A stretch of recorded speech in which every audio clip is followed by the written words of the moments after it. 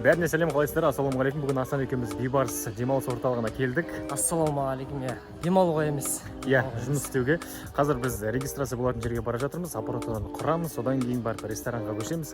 Қысқасы, кеттік па? Әрине.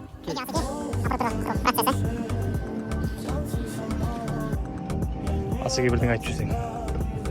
Оңай болатын жоқ. Асеке, екінші рет үйленетін болсаң, осындай ұйымдастырып беретін болса, үйленер ме едің? Ақшасын сұрап аламын. Мынадай керек емес пе, мынандай роскош? Бірінші әйелім маған ондай рұқсат бермейді. Асан екеуміз жаңа аппаратураны құрып тастадық, енді кішкене аралап экскурсия жасауға бара жатырмыз. Жақсы идея негізі. Кеттік па?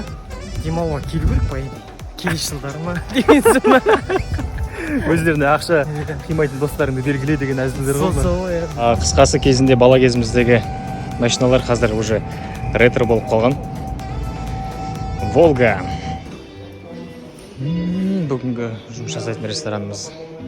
1, 2, 4, 5, 6, 95, 97, 98. Микрофон әдемі. Даладағы аппаратураны құрып болдық. Енді ресторанның аппаратурасына көштік. Асеке қалай? Да? Жақсы. Готовый.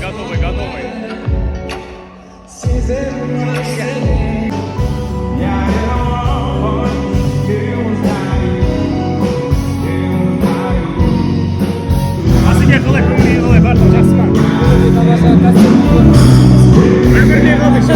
Үлгірмей қалды Асеке. Даладағы аппаратты жинайын деп қажақ үлгірмей қалды. Сол себептен қазір осындай футбол кәсіпшілік болған күйі бар. А мы продолжаем.